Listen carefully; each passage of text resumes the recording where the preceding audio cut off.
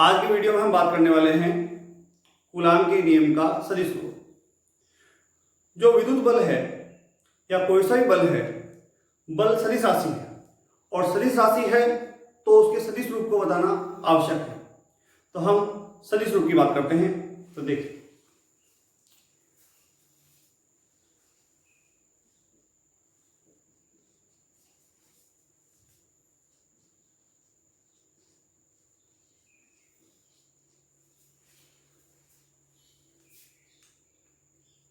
Coulomb के नियम का सदिश रूप। कूलाम का नियम क्या था? विद्युत बल, आवेशों के बीच लगने वाला विद्युत बल। कल हमने बात की थी। कूलाम के नियम, कूलाम के नियम का सदिश रूप प्राप्त करेंगे।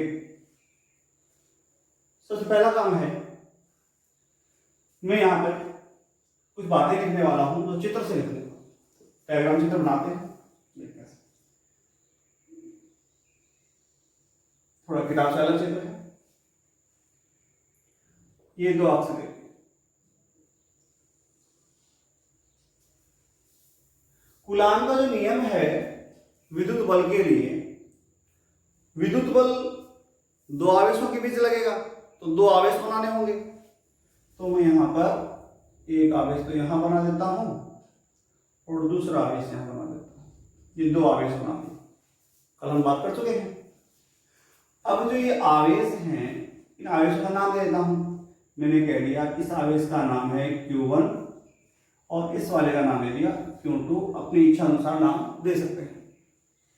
ये जो मूल बिंदु है टूटी में, यहां से इसकी जो दूरी है, दूरी को बताने वाला स्थिति सदिश है, वो है 1 लिखा है Q1। तो अब इसको दे सकते हैं नाम R1 वेक्टर कह सकते हैं। इसी प्रकार से ठीक वैसे गुरुत्वाकर्षण जो हमने 11th क्लास में किया वही तरीका हो रहा है। इस Q2 को हम कह सकते हैं R2 वेक्टर। Q2 R2 कर दिया। अब आती है ये Q1 और Q2 जो है, इस Q1 पर बल लगेगा। कौन लगाएगा? Q2 लगाएगा। तो अगर समान है तो प्रतिकर्षण लगाएगा। एक Q2 क्या लगाएगा? Q1 पे प्रतिकर्षण लगाएगा। प्रतिकर्षण से बना देते हैं। तो यहां मैं लिखता हूं, इसका मतलब क्या हुआ? Q1 पर Q2 के कारण बल, Q1 पर 12 लिखा हुआ ना, 12 लिखा हुआ, एक नंबर का मतलब Q1 आवेश पे बल लग रहा है। किसके कारण लग रहा है? कौन लगा रहा है? Q2 लगा रहा है। तो Q1 पर Q2 के कारण बल। अब आती है, तो जब Q1 का सदिश, हम दूरी कौन सी लेते हैं? हम दूरी लेते हैं दोनों के बीच की दूरी लेते हैं। तो यहां बीच की दूरी कौन सी यहां हो जाएगी? जब इस पर हम बल निकाल रहे हैं तो इसी का सदिश लेंगे। यहां से दूरी थोड़ी ना लेंगे, दूरी कहां से लेंगे? दोनों के बीच की। तो कहने का मतलब ये हुआ, गौर करें आप, तो ये जो तीर है, ये एरो लगा है, तीर लगा है, ये बताता है कि सदिश किसका है। तो इससे मतलब हुआ Q2 से Q1 की ओर, Q1 का स्थिति सदिश। ये किताब की लैंग्वेज थी। या हम हमारी बात करें तो हम बोल सकते हैं Q2 की तुलना में, Q2 के सापेक्ष Q1 का सदिश। यानी ये सदिश किसका है? Q1 का है। कैसे याद रहेगा? जहां तीर लगा है उसका सदिश है। किसकी तुलना में है? जहां से आ रहा है उसकी तुलना में है। चलिए बात करते हैं। तो इसको कह दिया क्या? Q1 का Q2 की तुलना में या Q2 के सापेक्ष स्थिति सदिश। यहां मैंने लिख दिया, इसको बिंदु को नाम दे दिया A, इस बिंदु को नाम मैंने दे दिया है B। अब मैं पहले इसको हल करूंगा, फिर बाद में बात करेंगे। ठीक, अब बात करते हैं। तो इसको हल करेंगे, भाई Q1 भी Q2 लगा तो बात बाद में करेंगे। पहले हम इसको हल करके देखते हैं होगा क्या। तो सबसे पहला काम है, हम ब्रह्मांड लिख करके सब कम शब्दों में बात करते हैं। सबसे पहला है कि माना दो स्थिर, हमने कल कहा था स्थिर होंगे तो गुलाम बल लगेगा, विद्युत बल लगेगा, गतिमान होने पर चुंबकीय बल भी लग जाएगा। माना दो स्थिर बिंदुवत आवेश Q1 व Q2 हैं, जिनके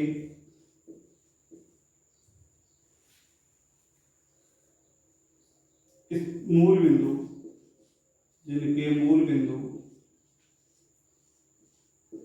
O के सापेक्ष, मतलब तुलना O के सापेक्ष स्थिति सदिश क्रमशः है, मतलब क्रमशः आने का हो गया, हमने Q1 को पहले पुकारा तो सदिश भी इसका पहले लेंगे, Q2 बाद में पुकारा है तो Q2 का सदिश बाद में लेंगे। R1 वेक्टर व R2 वेक्टर हैं, यानी Q1 और Q2 है, इनके सदिश कहां से हैं? O के सापेक्ष, मूल ऑर्बिट जो है इसके सापेक्ष कितना है? R1, और इसका क्या है? R, हमने इसको बता दिया है भाषा के अंदर, R2 वेक्टर हैं। अब ये R12 क्या है? R12 है, R12 वेक्टर क्या है? Q1 का आवेश, Q1 का Q2 के सापेक्ष, या कल तुलना लिख सकते हो, Q1 का Q2 के सापेक्ष स्थिति सदिश, बुक में लिखा है, वो लिखा है Q2 से Q1 की ओर Q1 का सदिश, यानी सदिश ये Q1 का ही है, इससे पहचान होगी, क्योंकि हम Q2 का भी बनाने वाले हैं कुछ देर में। ठीक, अब F12 क्या हुआ? F12 क्या पढ़ेंगे? बस सदिश की जगह स्थिति की जगह लिखेंगे, बल लिखेंगे, तो Q1 पर Q2 के कारण बल, Q1 पर जो बल लग रहा है, कौन लगा रहा है? Q2 लगा रहा है। Q2 के कारण विद्युत बल, कूलाम बल। अब आती है, हमने सब बातें कर ली है एक बार की, अब बल निकाल के देखते हैं कैसे निकलेगा। हमारे पास में जो कूलाम का नियम था वो ये था, F बराबर में 1/4 पाई एप्सिलॉन नॉट। मैंने कहा समानुपाती नेता स्मॉल के आप ले सकते हैं, लेकिन आवश्यकता नहीं है, मान लेते जाएंगे सीधा। Q1 Q2 upon R square होता है, R स्क्वायर होता था जो। तो यहाँ पे कूलाम का जो नियम का लिए ऐसा था, हमारे पास सदिश रूप प्राप्त करना है तो करना क्या है, क्या अंतर होगा? देखो, सबसे पहला काम है, यहाँ पर मैंने लगा दिया सदिश के लिए बल सदिश राशि है ना, यहाँ वेक्टर लगा दिया सदिश रूप बनाने के। दूसरा, यहाँ भी क्या लगा दिया, यहाँ पर भी सदिश लगा दिया, सदिश तो है सदिश, लेकिन अब यहाँ R लिखूंगा नहीं, इन दोनों के बीच की दूरी होती थी R दोनों के बीच की दूरी क्या है? R12 है, तो यहाँ पे लिखना होगा मुझे क्या? R12 वेक्टर के मॉड्यूलस, परिमाण का स्क्वायर, वही है 1/4 पाई एप्सिलॉन नॉट भी है, Q1 Q2 भी है, अपॉन R की जगह दूरी जो R है वही दूरी दोनों के बीच की लेंगे। अब रहा ये सदिश रूप तो बना नहीं, क्योंकि ये अदिश राशि है, ये संख्या है, ये R भी एक संख्या आ जाएगी, जो परिमाण होगा मॉड्यूलस है। ठीक, अब सदिश कब बनेगा? हमें मालूम है सब कोई भी संख्या हो उसकी गुणा में 1 होता है, और हमें मालूम है एकांक सदिश हमने 11 में पढ़ा है, तो यहां हम लिख सकते हैं क्या? R12 कैप लिख सकते हैं। कैसे? हमने ये पढ़ा था 11 में, एकांक सदिश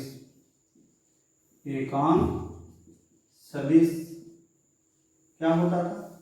वह सदिश जिसका परिमाण एकांक हो, एक इकाई हो, तो क्या लिखते थे? 1 कैप बराबर में ए वेक्टर अपॉन ए वेक्टर का मापांक, इस पे आंकी प्रश्न क्या आता है इंपॉर्टेंट लगा था।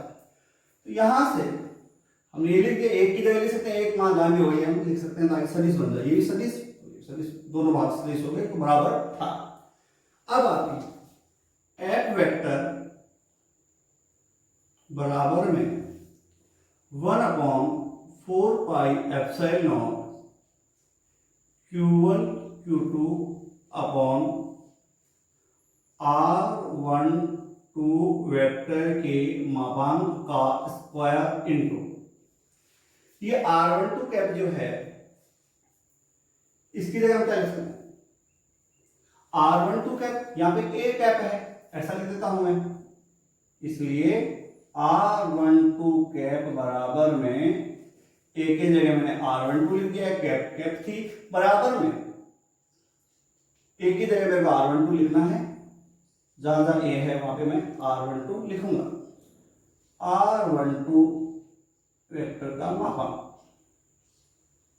अब आप इस R12 कैप के स्थान पे मैं लिख सकता हूं, मान तो एक ही आएगा, R12 vector upon R12 vector के मापांक का मापांक, केवल इस R12 कैप की जगह मैंने मान लिख दिया है। एफ वेक्टर बराबर में इस एफ की जगह सब जगह 1 2 1 2 लिख दो, 1 लिखोगे तो चल जाएगा। अब देखिए 1/4 pi epsilon not Q1 Q2 upon, इसके ऊपर पावर, इसके ऊपर घात 2 है, इस पे घात 1, हमें मालूम है आधार समान हो तो गुणा करते क्या होती है, घातें जुड़ जाती है, तो घात कितनी हो जाएगी आप देखो, R12 वेक्टर के मापांक का, इस पे पावर 2, इस पे 1 कितनी हो गई, Q हो गई, इंटू R12 वेक्टर। ये हमारी बात हो गई यहां तक। अभी तक काम खत्म नहीं हुआ, काम और खत्म होगा कैसे, आगे चलो। इसके पश्चात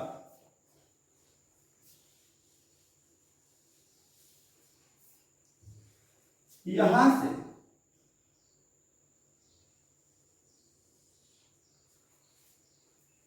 ये जो है हमारे को R12 वेक्टर का मान निकालना है कि R12 वेक्टर का मान क्या होगा।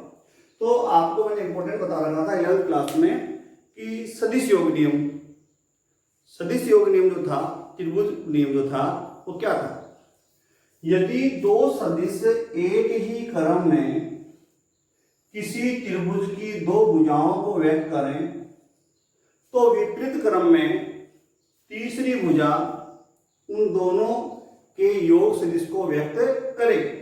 देखिए आप, ये यहां पे तीर खत्म, ये यहां से स्टार्ट, एक क्रम हुआ नहीं हुआ, हो गया। और विपरीत क्रम में ये R1 क्या है, विपरीत है, ये दोनों तो एक ही ऑर्डर में एक ही क्रम में है, लेकिन R1 विपरीत है, तो हम सदिश योग नियम से क्या कर सकते हैं, मैं यहां लिख देता हूं, R12 का मान निकालने के लिए ऐसा कर रहा हूं। तो देखो त्रिभुज कौन, क्या नाम बताओ, एक क्रम यू बोलना है, ओ बी बी ए ऐसे, त्रिभुज ओ बी ए में सदिश योग नियम से, त्रिभुज सदिश योग नियम, सदिश योग नियम लगाते हैं।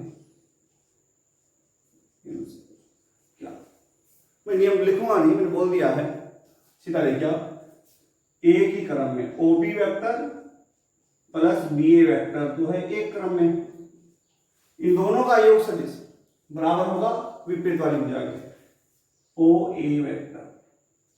ओ बी वेक्टर का जो वैल्यू है वो है R2 वेक्टर, और बी ए का जो मान है, बी से ये देखो क्या है R12, यहां लिख देना है मैंने R12 लिख दिया है, और ओ ए का वैल्यू जो है R, केवल यहां से देख के आप मान लीजिए।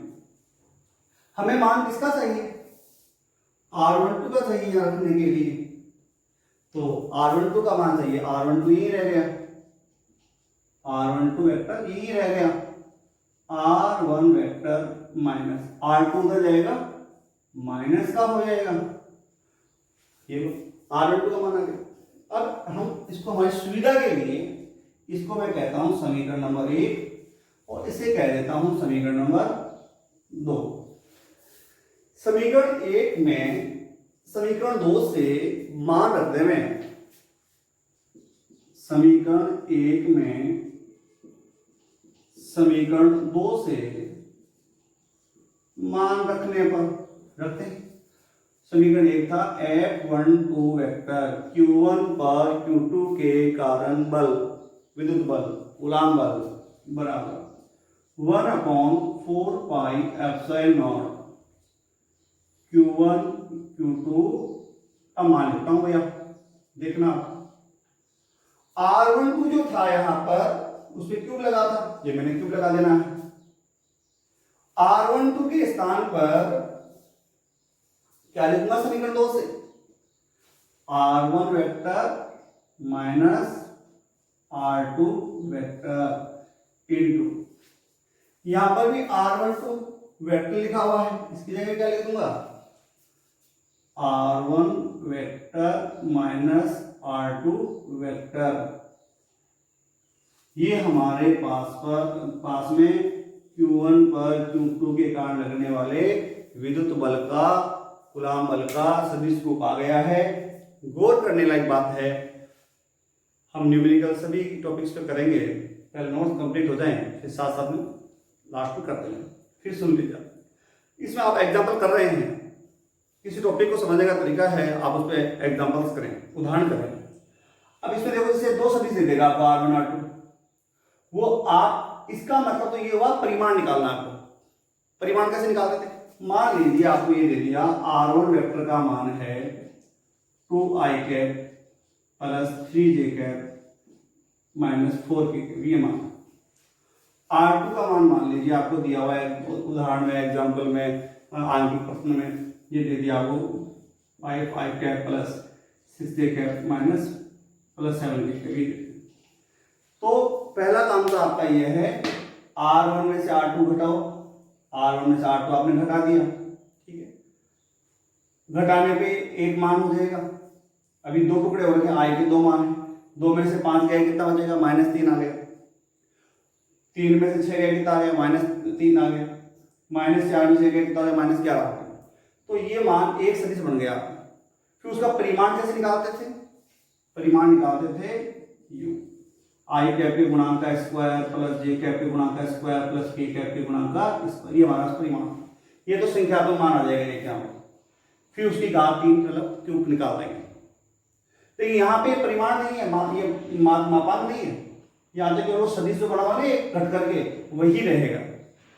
तो यहाँ सदिश रहेगा, i cap j cap k cap रहेंगे, मतलब सदिश राशि प्राप्त हो गई है, सदिश रूप प्राप्त हो गया है, ठीक है। देखिए आप एक बार,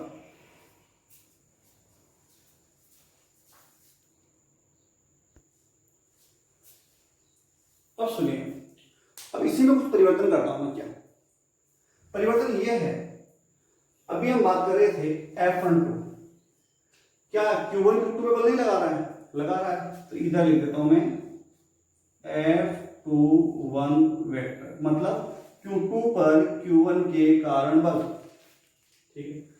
अब सदिश कौन सा लेना पड़ेगा, सदिश लेना होगा हमारे को इधर वाला, ये लेना पड़ेगा, चित्र चेंज हो रहा है पूरा। क्या लिखेंगे, Q2 का सदिश किसके सापेक्ष, R1 R21। बोलो क्या क्या परिवर्तन होने वाला है। सबसे पहला परिवर्तन तो होगा, यह R12 की जगह हमें लिखना होगा, जहां जहां 12 था वहां लिखेंगे R21। यहां क्या लिखना पड़ेगा, Q2 का Q1 के सापेक्ष स्थिति सदिश, Q2 पर Q1 के कारण बल। जहां जहां 12 था वहां परिवर्तन कर रहा हूं, आप इसको रफ कॉपी में करने का प्रयास करें बिना देखे, ठीक है। जहां जहां 12 और 21 कर रहा हूं, क्योंकि चेंज हो गया डायरेक्शन, 21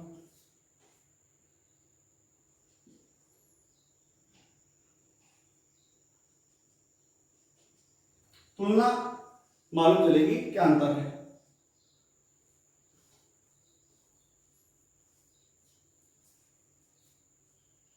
2 R21 हो गया, R21 हो गया, F21 21 21 21 21, यहाँ पर हो जाएगा 21। जहाँ 1 2 और 1 करना है, यहाँ भी कर देता हूँ। गौर करना आप इसके ऊपर, विचार करने कैसे क्यों कर रहे हैं, क्या अंतर हुआ, ये बल लगा रहा था इधर, ये वाला बल लगा रहा है इधर। ठीक, अब इसके बाद में Q2 पर Q1 के कारण बल हो गए हैं। अब आते हैं यहाँ, अब देखिए आप परिवर्तन थोड़ा।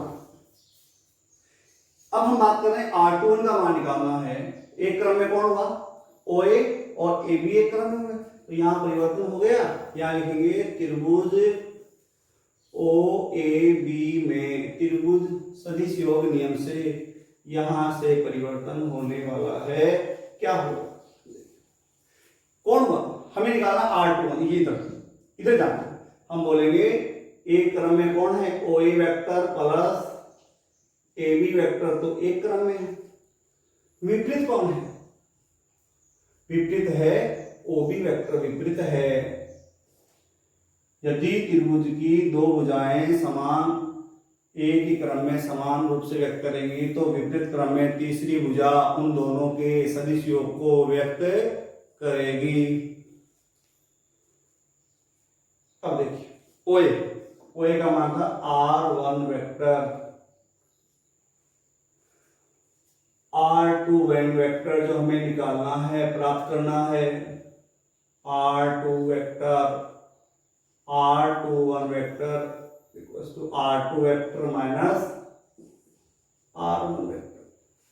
ये हमारा इक्वेशन नंबर, समीकरण नंबर 1 हो गया। अब आती है समीकरण 1 में समीकरण 2 से, यहां परिवर्तन होगा। 1 2 के स्थान में क्या आएगा, Q2 पे बल लग रहा है, F21 लिखेंगे।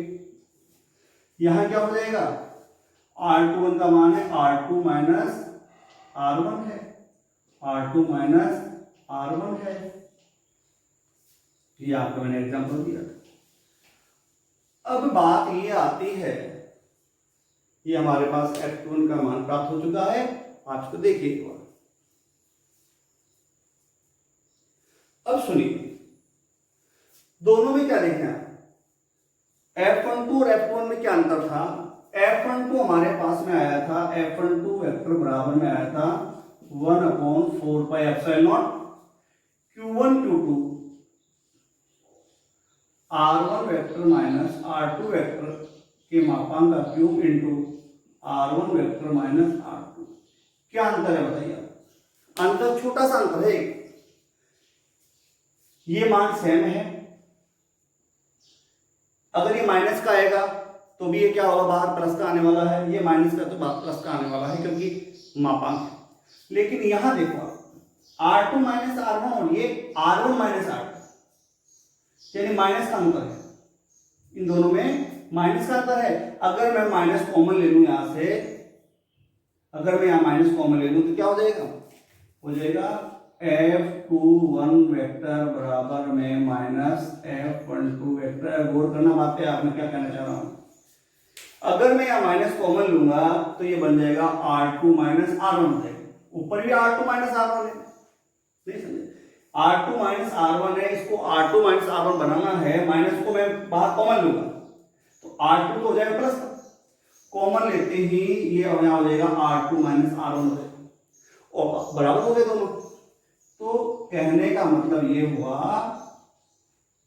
कि ये दोनों जो बल हैं F12 और F21 दोनों परिमाण में समान हैं, दोनों बराबर हैं, लेकिन माइनस क्या बता रहा है, दिशा में क्या है, विपरीत है। हमने 11वीं क्लास में 11वीं कक्षा में हमने बात की थी न्यूटन की गति के नियमों की। न्यूटन की गति के 3 नियम हमने बात की।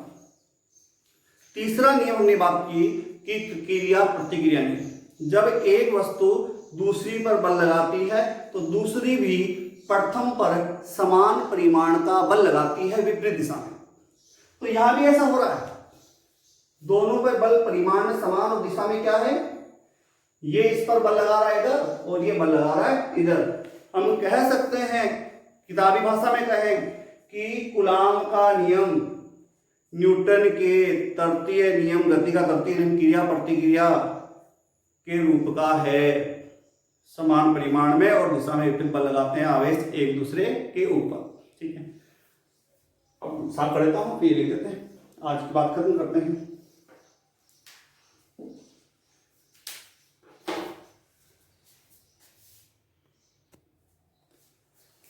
अब महत्वपूर्ण बातें करते हैं।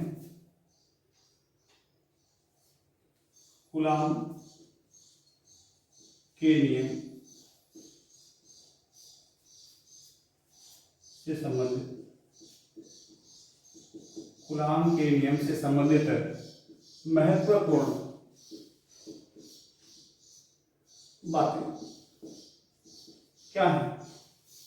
नंबर एक है कूलाम का नियम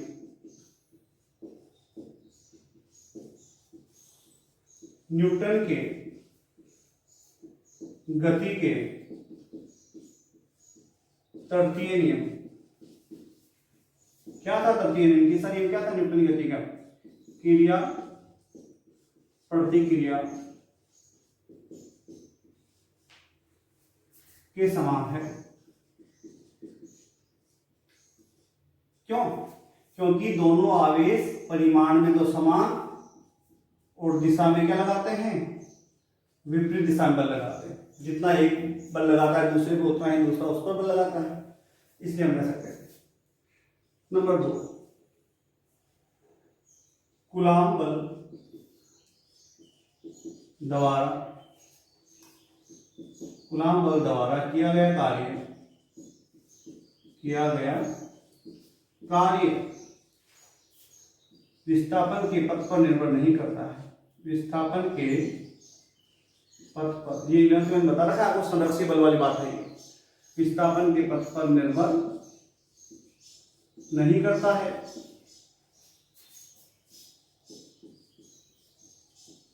अर्थात कूलाम बल क्या है? कूलाम बल संरक्षी बल है। ये हमने बात कर रखी है संरक्षी बल की इलेवंथ में। नंबर 3, कूलाम बल की दिशा, कूलाम बल की दिशा दोनों आवेशों को मिलाने वाली रेखा के अनुदिश होती है। कूलाम बल की दिशा दोनों आवेशों को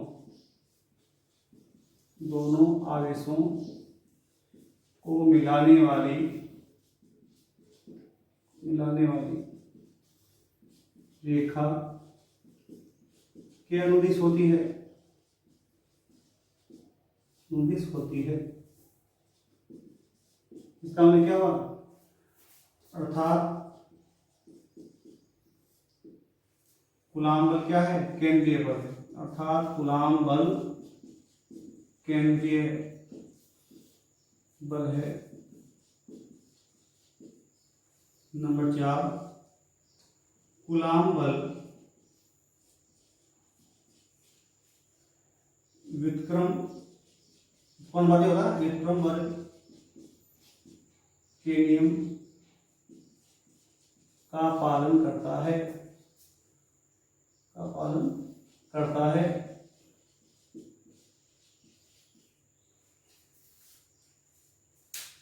एक बात को कूलाम बल ऐसा है कि दो आवेश है, दोनों में बल लग रहा है। अगर तीसरा आवेश और रख दोगे, क्या बल चेंज होगा?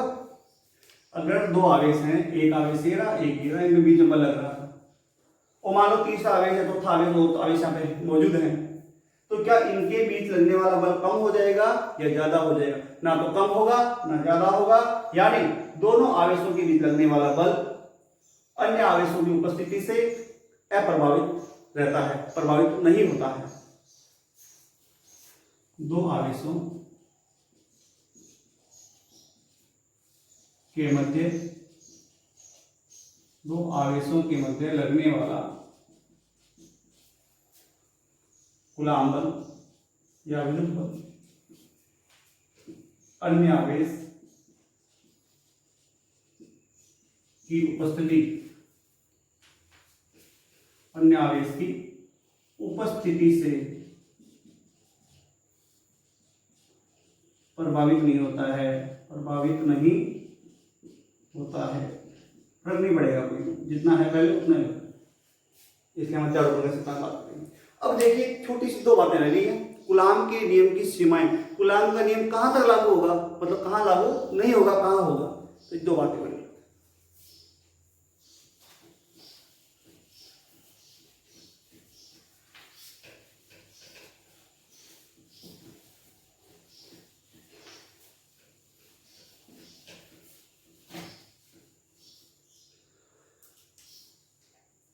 कूलाम के नियम की सीमाएं। नंबर 1, कूलाम का नियम केवल, कूलाम का नियम केवल स्थिर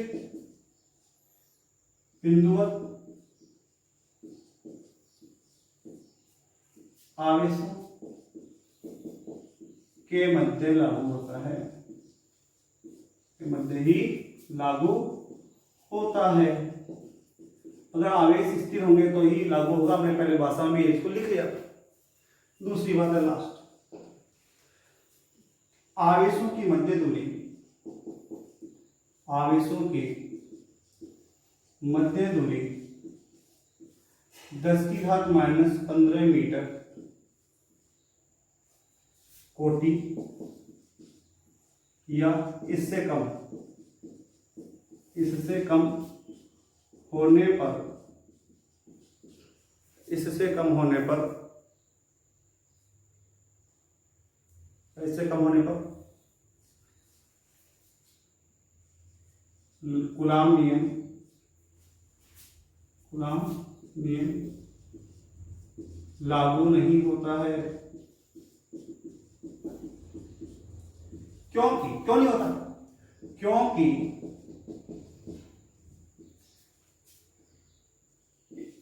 इन दूरियों पर नाभिकीय बल प्रभावी हो जाते हैं, नाभिकीय बल प्रभावी हो जाते हैं।